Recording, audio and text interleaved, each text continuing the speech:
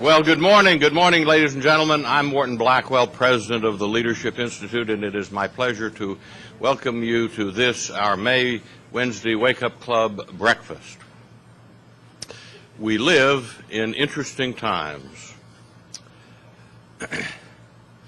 Newspapers today have the headline, Blackwell wins, or Blackwell wins with 57% of the vote.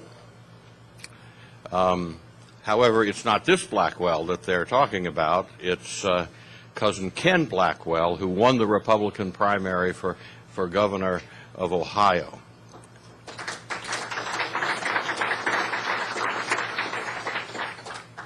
I said last year, and I still believe it, that it is very likely that Ken Blackwell's campaign is the most important race that we have in the country this year for a wide variety of reasons, none of them having to do with the fact that I share this gentleman's last name. As always, if you would like a copy of this morning's presentation or any number of past Wednesday Wake Up Club breakfasts, you can purchase them right across from the elevator on your way out. The LI Studios will mail you as many of those tapes as you'd like at the reasonable price of $15 apiece. Thus far in 2006, the Leadership Institute has already trained 3,256 students in 129 individual schools, and we've placed 31 job seekers through our employment placement program. You have before you on the tables the current 2006 school schedule. I urge you to take a moment to review our upcoming schools, bearing in mind we are constantly scheduling additional schools. Consider attending one of them or sending a friend who could benefit, some friend who understands that the Leadership Institute is for conservatives who want to win. And now it's my pleasure to introduce to you, are you ready? Laura Bush. Now, I understand that Laura Bush, the First Lady, is currently appearing at this moment on Fox News, but I'm introducing to you Laura Bush, the Leadership Institute intern. She is a native of Rome, New York. She interns with our Student Publications Department in our campus leadership program. She's a graduate of the Rome Free Academy.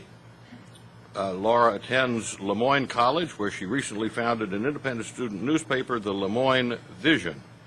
Le Moyne Vision works to bring traditional Christian values back to the college and to encourage the discussion of common sense ideas in the classroom. Laura is going to offer an invocation and lead us in the Pledge of Allegiance.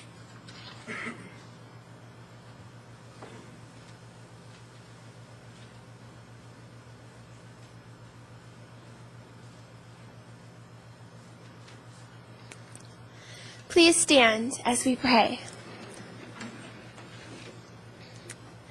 Heavenly Father, thank you for this gathering, and thank you that we have the freedom to speak in your name, Lord. Please anoint Senator Coburn as he speaks today. We thank you for the wisdom which you have implanted within him. Bless his life as he serves our country, and cover him with the joy and prosperity found only in your name. In Jesus' name we pray. Amen. I pledge allegiance to the flag of the United States of America and to the republic for which it stands, one nation, under God, indivisible, with liberty and justice for all.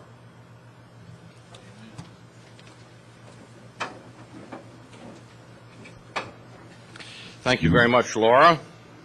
Now my pleasure to introduce to you Bill Meyerling. He'll give us an update on the activities of our grassroots department here at the Institute. Bill is a first-generation American. He's our grassroots coordinator who specializes in minority and non-traditional conservative coalition development. He's been with the Leadership Institute for almost a year, during which he has helped forge new bonds between the Institute and conservative Hispanic and African-American groups. Bill has had the privilege of training more than 1,000 strong conservatives here on the nuts and bolts of political technology. Bill?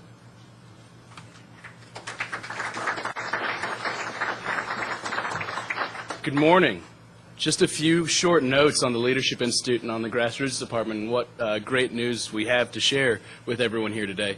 First of all, in the first quarter of 2006, we were able to train 656 activists in 8 states. On March 4th, 2006, we trained 128 activists at a school at Liberty University in Lynchburg, Virginia. Also, year to date, we have trained 928 activists, including countless candidates, campaign staffs, and campaign managers. As a side note, not about the Grassroots Department, but instead about Leadership Institute as a whole, on April 7th, 2006, we were able to train our 50,000th activist. That's a huge number and an amazing, amazing thing, showing that the future of the conservative movement is extremely strong. Just one quick note to mention about the conservative outreach to non-traditional conservative groups. We've been doing great work in forging new bonds with countless groups nationwide of Hispanic and African American origins.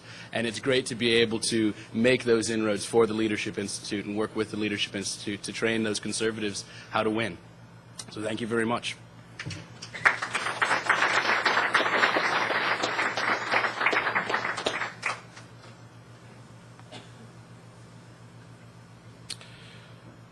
And now to introduce our honorable and honored speaker, I'm introducing to you Denny Doherty, who is first vice president of the Leadership Institute and has been first vice president since the Institute's formation in 1979. Denny and I met, I believe it was 42 years ago, when he was a teenage Republican in Louisiana. He is now a senior attorney with the United States Department of the Interior, and he deals with mineral issues, and he's, with another hat, a successful and hardworking political activist in Prince William County, Virginia, where he and his family reside. Denny is an officer of the Prince William and Manassas Family Alliance, a director of the Prince William Taxpayer Alliance, and a leader in that county's Republican Party. He's also a trustee of the county library system.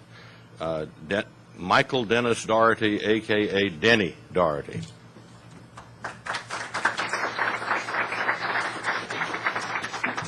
Thank you. Like many of you, I met Morton when I was young and impressionable, and he gave me the tools and the determination to fight for my values, and we haven't won yet, but there's hope. As symbolized by our speaker today, I'm not going to. You can check on your program, and you can see the official biography of Senator Coburn. I'm going to give you some unofficial remarks based upon looking at reliable newspaper sources. And first of all, our speaker today has trouble holding a job. He began his career as a successful businessman, and as according to what I read, it's here in Virginia, running a successful optical business in his family. But he couldn't stick with that. He had to go back to medical school. He emerged as a OBGYN and commenced delivering babies and back in his native state of Oklahoma. This is the back in and was quite successful in that field, but he had the urge to change careers again, and demeaned himself by becoming a politician.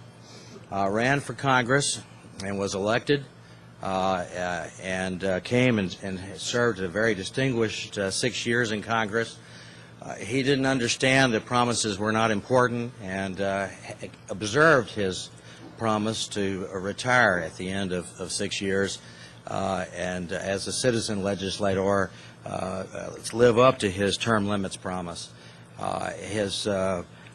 President Bush took advantage of the fact that he was available, and made him one of the leaders of his effort to combat AIDS, where his medical experience made him a an outspoken critic of the falsity in labeling advocated by the Centers for Disease Control and other federal agencies.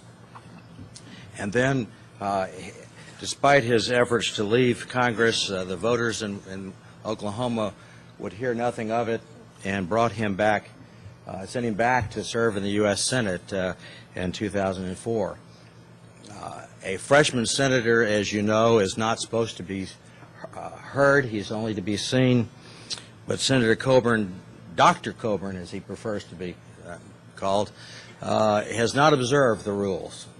In fact, Senator John McCain has made the statement that Senator Coburn has replaced him as Miss Congeniality in the U.S. Senate.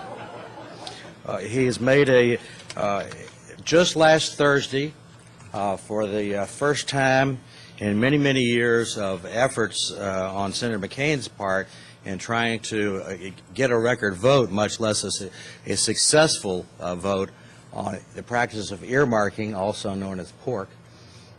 Senator Coburn joined him in leading that effort, and for the first time, we actually saw a defeat, only $15 million, but defeated on a 51-44 vote, an initiative of the chairman of the Appropriations Committee, defeated by his colleagues. And so it's fitting today, as we meet here today, that the House of Representatives is taking up a major reform in the area of earmarks, a reform made possible by the unlikely trio of Tom Coburn, John McCain, and Jack Abramoff. But lest you think that Tom Coburn is known only for his fiscal conservativeness, he's also been known to have a thing to say about social issues. I've already mentioned his criticism of the notion that condoms are going to save you from all consequences of your behavior. But he also, during his last campaign, was asked what his views were on the death penalty. And he quite forthrightly expressed himself: "I favor the death penalty for abortionists and other people who take life."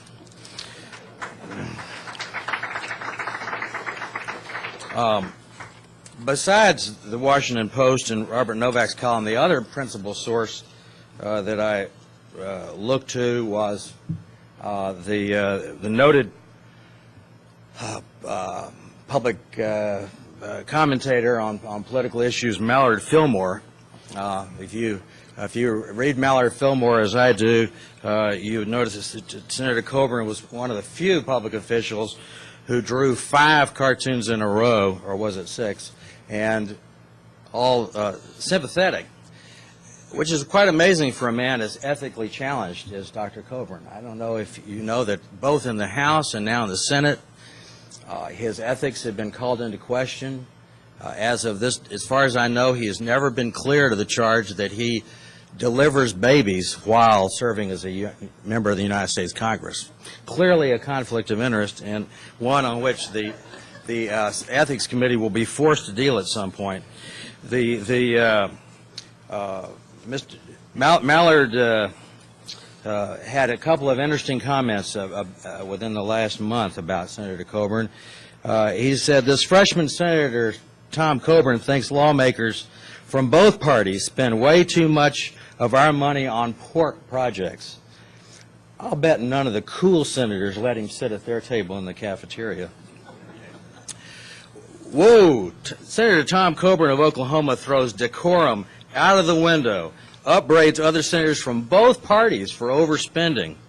A guy like that has no business being in the Senate. He ought to be the next president. And so it's my pleasure to give to you Dr. Tom Coburn.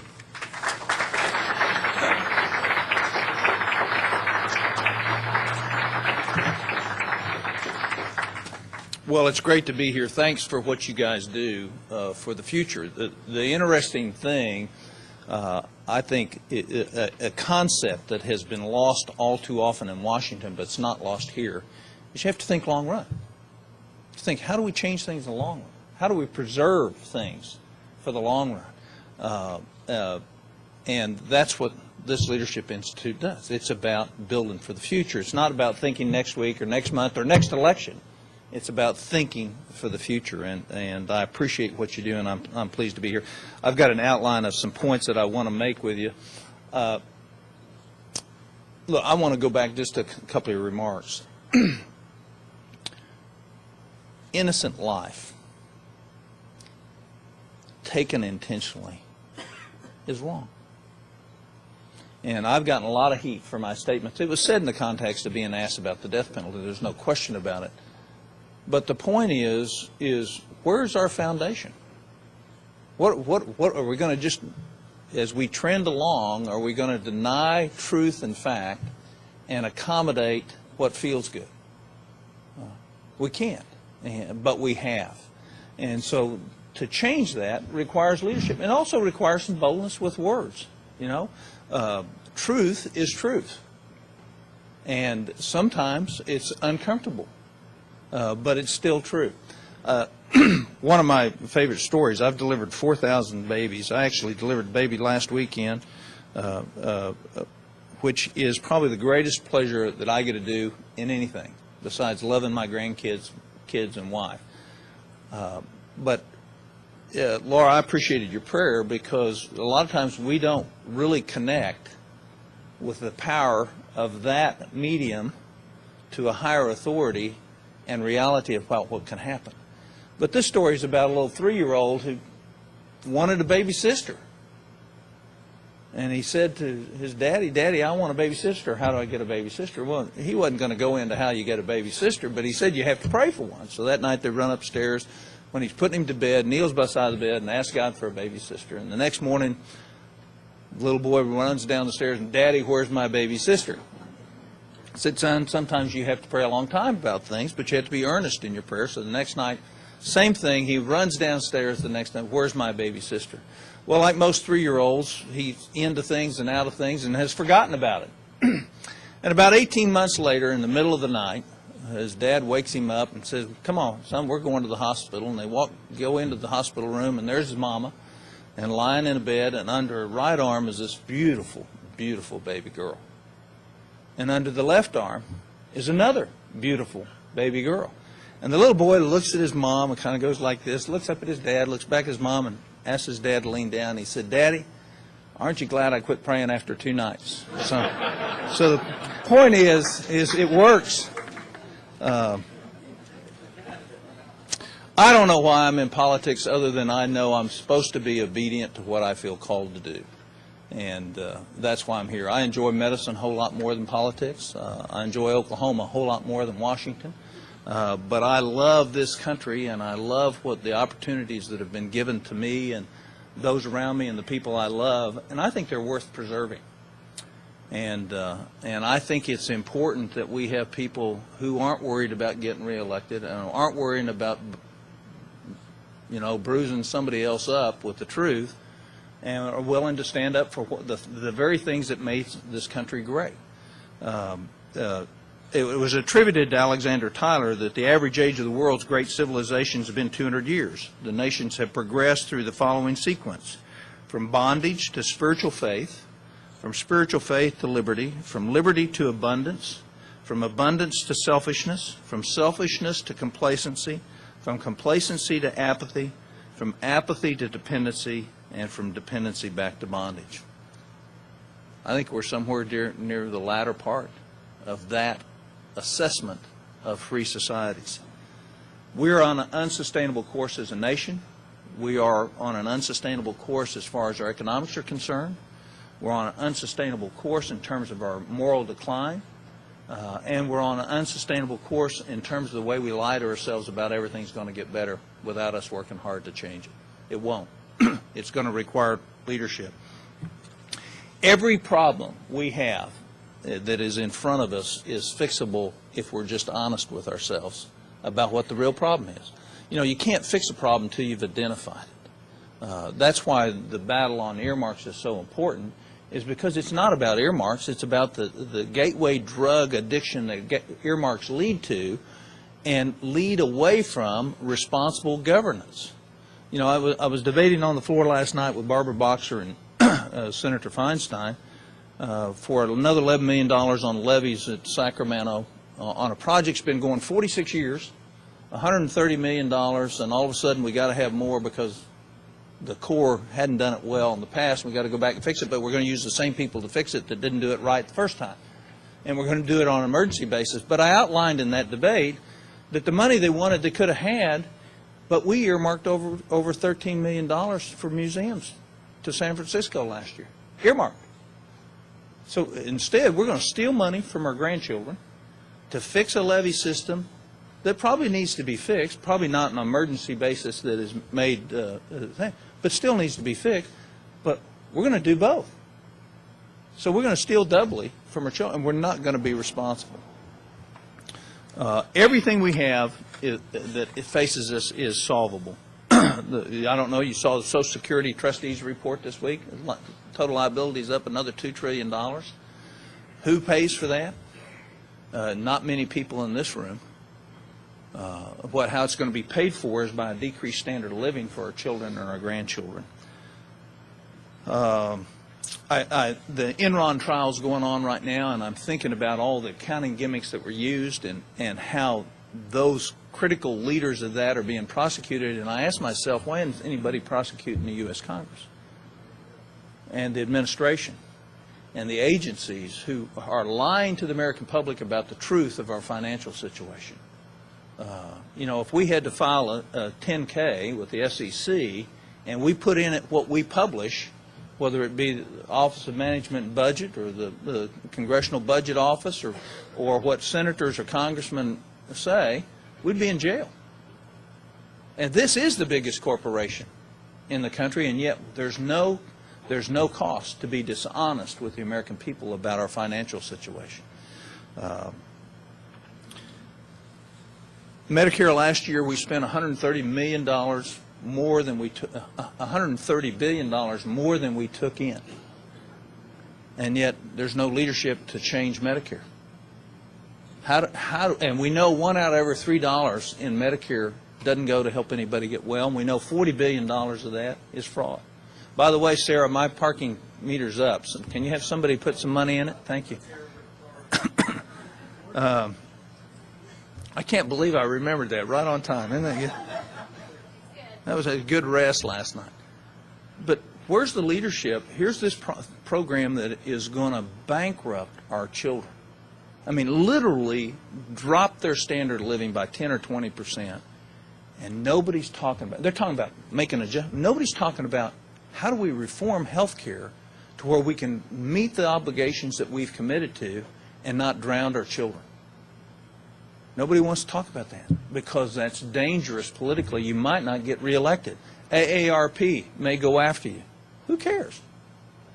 If, in fact, you don't care about what happens to you politically, it is tremendously free up here. And the irony and the paradox is the more you don't care about you, the more your constituency knows you care about them. And so the philosophy of the incumbency of Washington is wrong.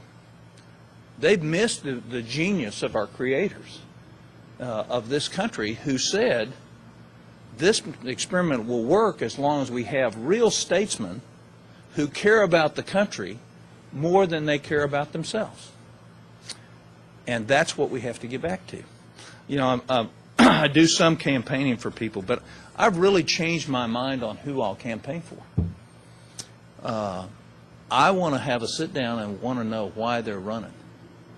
Because I don't care if they're a Democrat or a Republican, if they're conservative or liberal. What I care about is their motivation. What is it? Is it about them or is it about our country? And all too often it's about the politician, not our country. And our problems are so big and so pressing that we can't afford to have politicians anymore in Washington. We have to change who we elect and send statesmen. And the difference is they don't care what happens to them and they're willing to sacrifice their own political career to do what's best for us as a nation. And if you think about it, that's the heritage of our nation. One generation working hard, sacrificing and serving, so opportunity and freedom is preserved thereafter. Think about what you've seen the last 5 years in Congress that follows that model. Let's say, we created Medicare Part D so we could take drugs away as a campaign issue for 2004. $9.3 trillion unfunded liability for anybody in this room? No. $9.3 trillion. 1/6 the size of the total net worth of the country we put in because it's politically expedient to do. What should we have done? We should have been aggressive to make sure there's a competitive market worldwide in pharmaceuticals where we have real competition and allow the market to lower the cost of drugs. We didn't do it. We chose the politically expedient way. No fixing of Medicare. I was so disappointed at the State of the Union when you saw half of the people sitting in the House get up and applaud that we didn't fix Social Security. Well, not fixing it costs the next generation $600 billion per year. Every year we don't fix Social Security. That's the additional incremental cost that we're going to transfer to that generation. We just increased the country's debt limit. I voted against it to $9 trillion. Over the past 5 years, our debt has increased by $3 trillion. Over the next 5 years, it'll increase by $4. If you think about, for every man, woman, and child in this country, the government spends $9,000 a year. And for every man, woman, and child over the last 5 years, the government has increased their debt $9,000.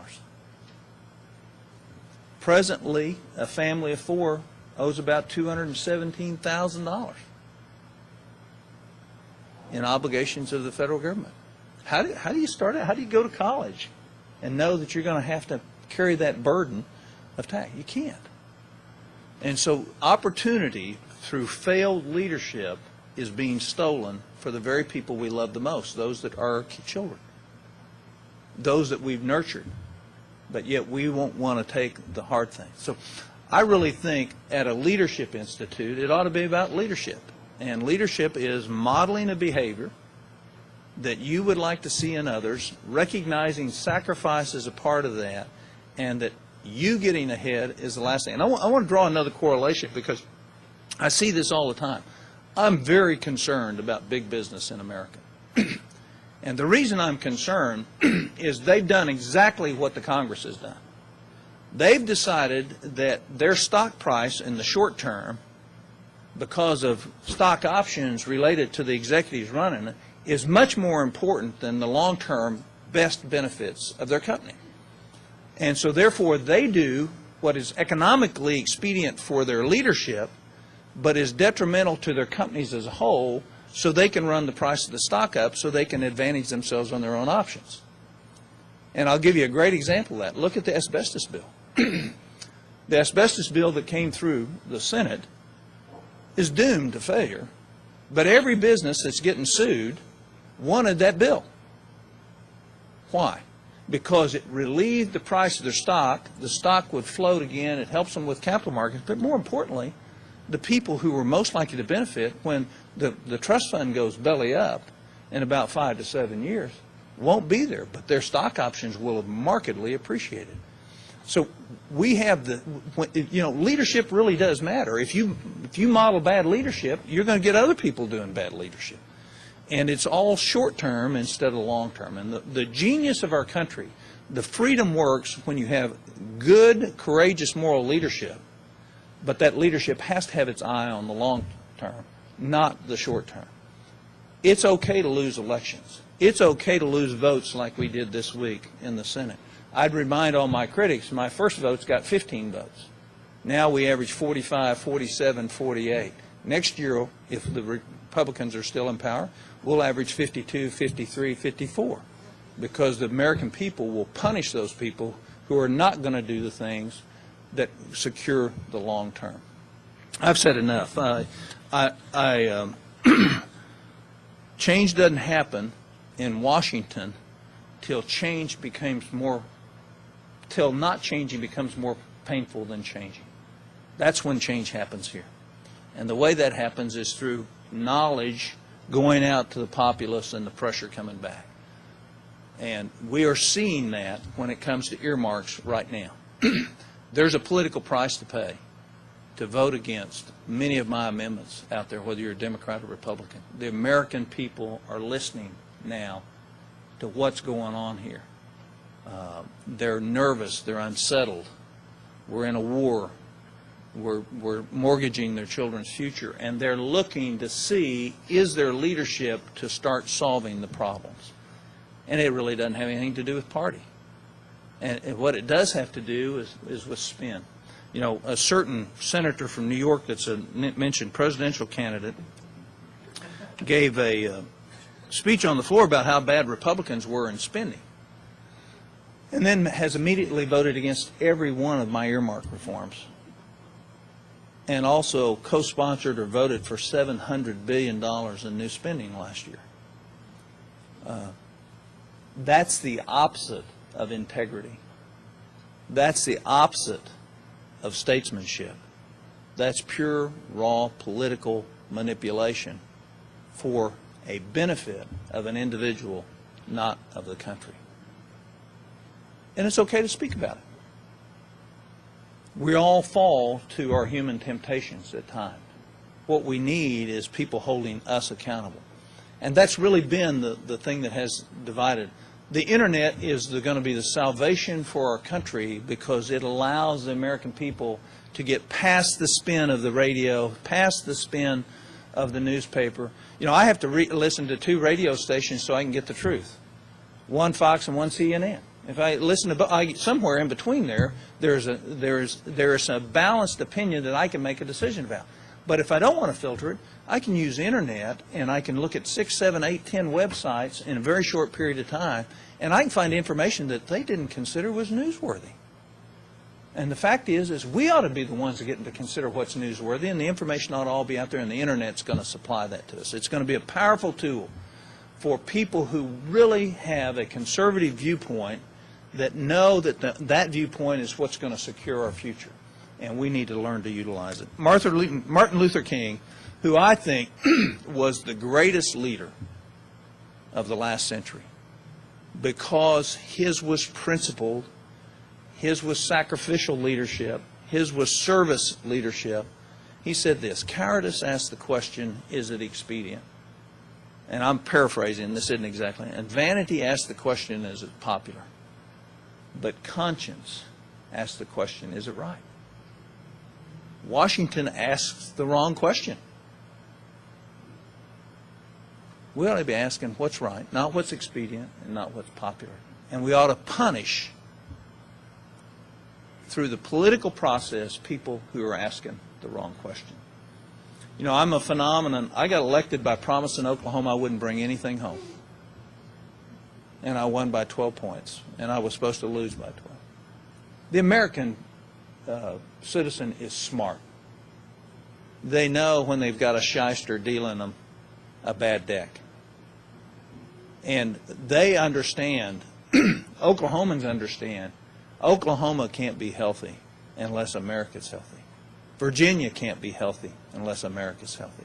And that requires sacrificial leadership who's willing to gamble on losing because it advances the public agenda more than they are on maintaining a position of power that's about your own significance rather than the significance of our country and future generations. I'll take some questions. We'll visit about anything you want.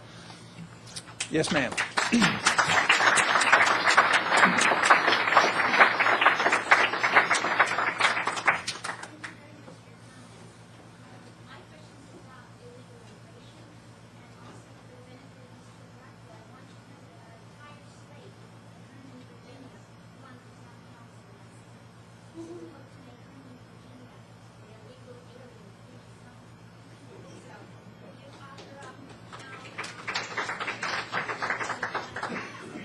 Sure. Look at the Constitution. What's the #1 priority for Congress? Defense of the nation. that means having secure borders. So you've had failed leadership in Congress and failed leadership in President. Oklahomans tell me they don't trust us on immigration. They're right. They shouldn't, because we have failed miserably. And the only way we win that trust back is by doing our constitutional duty. And the first thing you do, and you don't do anything else, the first thing you do is seal the border. Because you don't know if you need guest workers or not. You don't know how many illegal immigrants are here. Nobody knows. Nobody knows. Nobody knows of what quantity workers are. Pew can give you some numbers about the percentages, but nobody really knows. I am proud to be American and know that people want to come here. But the basis of being in America, and the thing that makes America better than any other democracy or any other republic, is that the rule of law establishes that the weakest person here is just as powerful as the federal government when it comes to the law. And if the basis for your being in this country is a violation of that principle, then we cannot accept that. So my answer to immigration, and I'm in the minority in the Senate, is you seal the border, you spend a year finding who's here, you don't have an aggressive deportation program. We can handle this humanely and do it in a proper way that gives people dignity, doesn't shoot ourselves in the foot, and at the same time allows us to project an image of compassion. You figure out what we need. Our biggest mistake is we've had too little legal immigration in our country. We are underproducing in our country. If we want economic growth, you know, we're following a pattern of Europe. In 25 years, 40% of our GDP will be run by the government. Our birth rate will be down where we're not reproducing ourselves, and so our ability to grow out of that dominance of federal government programs will be limited. The people who want to come to this country, most part, have the values that are represented in this room. Hard work, faith, family, commitment. So I don't reject that, but there's no way I want to reward that either. So you seal the border. A year and a half later, you continue internal enforcement. You develop and punish anybody who violates the law as far as hiring an illegal immigrant. You continue to do internal enforcement. And when we figure out what we have, the border control, what we have in terms of needs, and then we create a system where people have to leave if they want citizenship. And that's not coercion, that's fine. And the benefits of citizenship are worth somebody leaving so they can come back. But you got to do it right, or you don't get it at all. Period. And that's enforcement of a law, and that's the only way we can do that with a straight face and say we believe in the rule of law. Otherwise, we're like a spoiled child. They misbehave, and you condone the misbehavior by what you do. And guess what you're going to get? More misbehavior. Yes, sir. On Monday, I think it was, Jim DeMint and John Chaddick had an op-ed in Washington Times about this new legislation they proposed towards... National health insurance, national health, being able to buy your insurance across Could state. you tell us a little about that?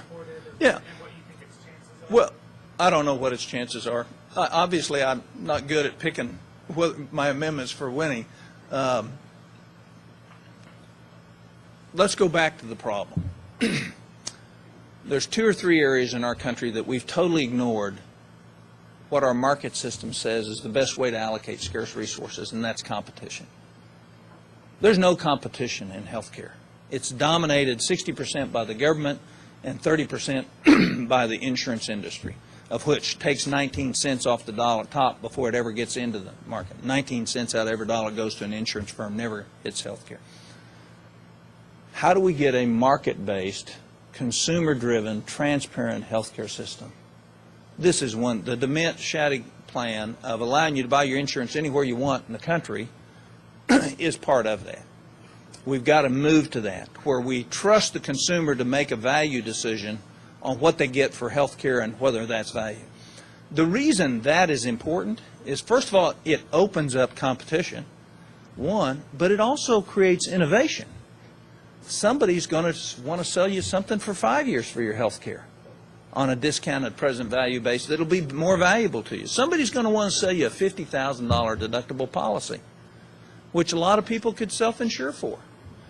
Somebody's going to want to sell you a first dollar policy that costs a third of what, or 1/3 less than what you can buy it in your own state today.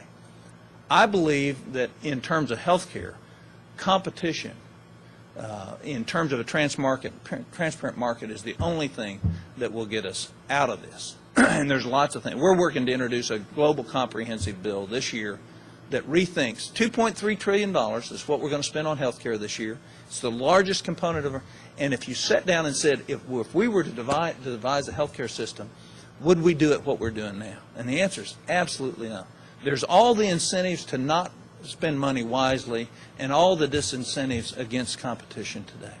The other thing that a true consumer-driven, transparent health care system is it'll allocate the scarce resources away from the bad practitioners.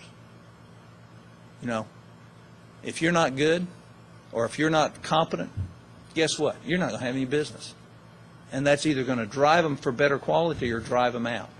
And that's whether that's a hospital or a freestanding surgery center or a physical therapy center or a doctor. It doesn't matter what, or a pharmacist.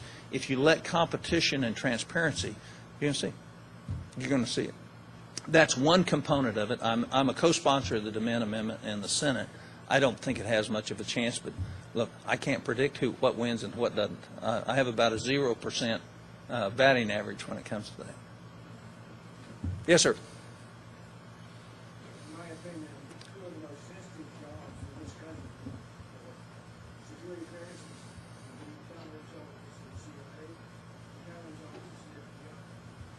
Recently, we got a case where in each one of those you had a Soviet agent getting in and out of all these areas. We have a collapse in our security system. Do we? Yes. I don't think so. I think we're getting better now that an emphasis has been replaced on it. There are concerns. I have a good friend from Michigan, Pete Hoekstra, and I talk with him about it occasionally. I'm probably not as well versed in that area that I need to be, but I go to the briefings. I'm really proud right now of some of the work that we're doing, which I cannot share with you. But if you knew, you'd have great confidence in what has been averted and saying, wow, I can't believe they averted that. I can't believe they did that. So to answer specifically, I have not looked at that question, so I don't believe so, but it raises an interesting question that I might ask. Thank you for your question. Yes, sir.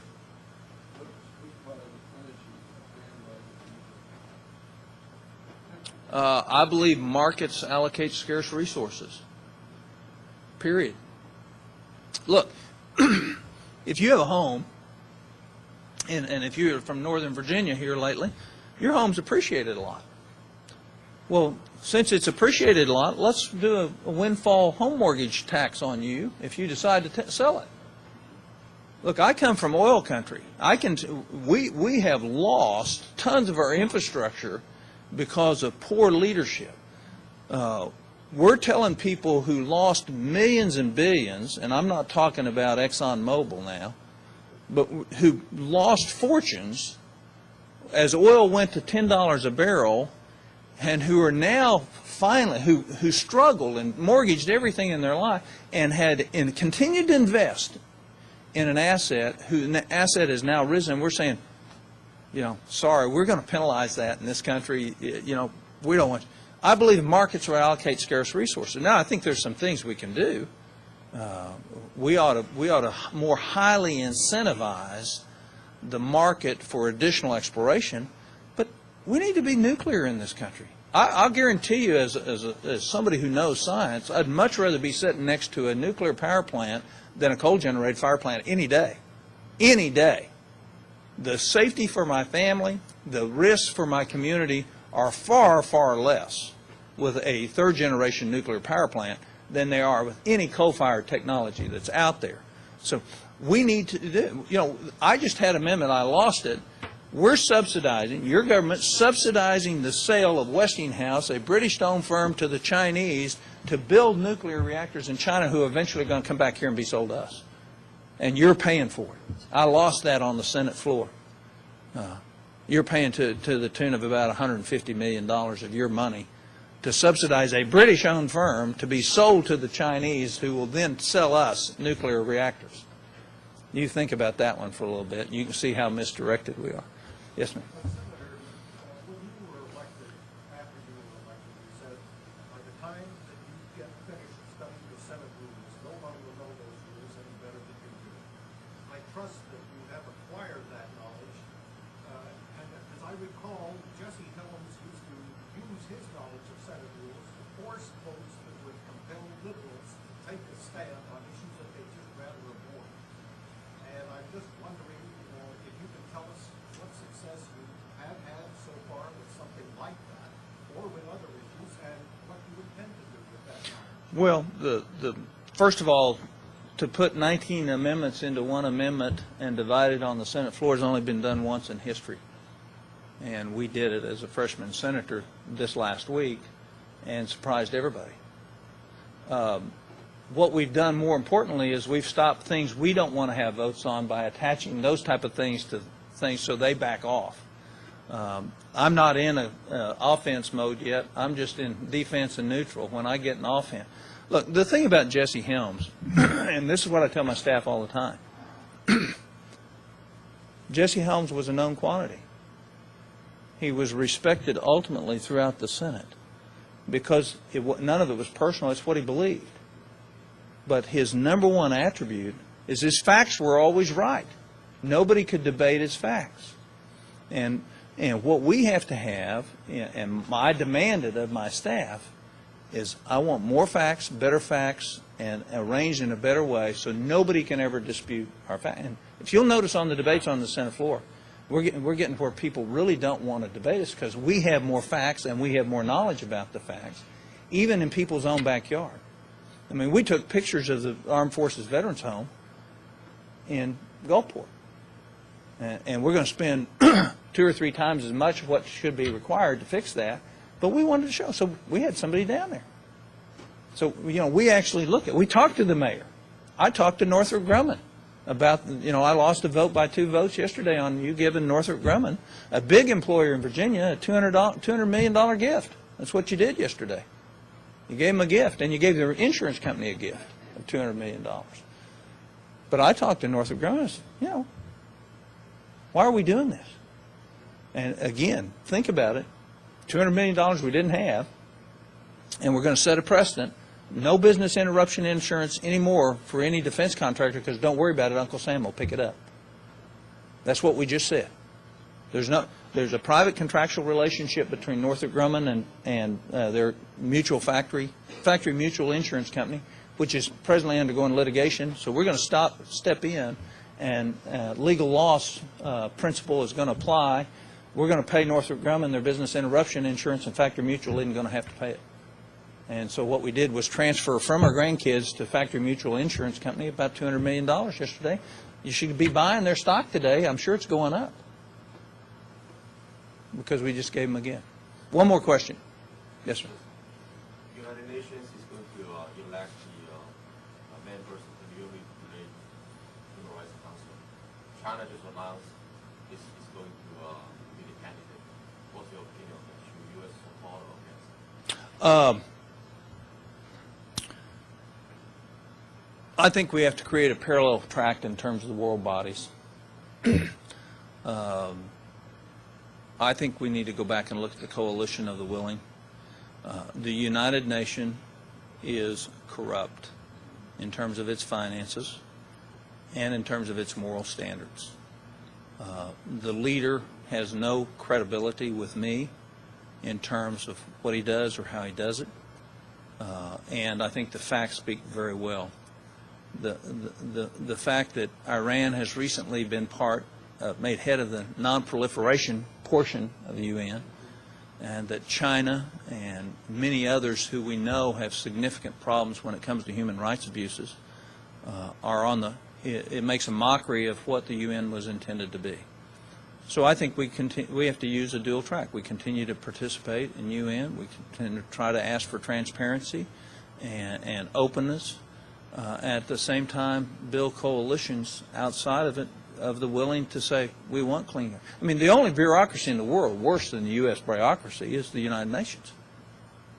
And it's by far.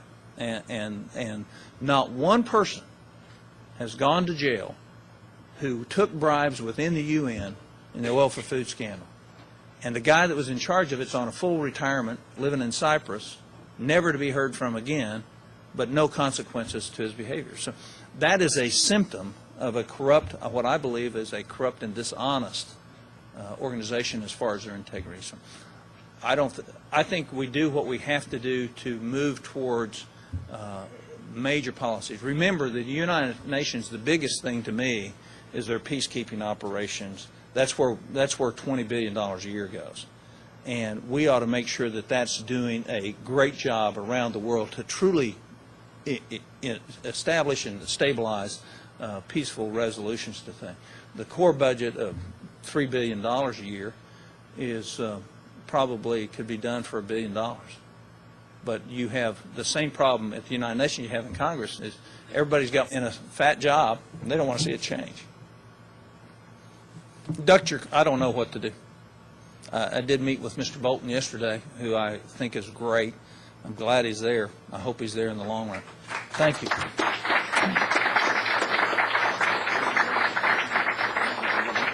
Make a quick presentation to you. Thank you very, very much. Two things. First, I want to present to you as a token of appreciation one of the Leadership Institute's famous Adam Smith ties. And we're delighted to present that to you, and wonderful folks like Milton Friedman and Dick Armey and Ed Meese, et cetera, wear these regularly, and I trust you'll get good use out of that. And the final thing, because we're here at the time of our closing, it occurred to me as I was listening to this wonderful talk by this wonderful man that what this country and what the conservative movement needs is just what the doctor ordered.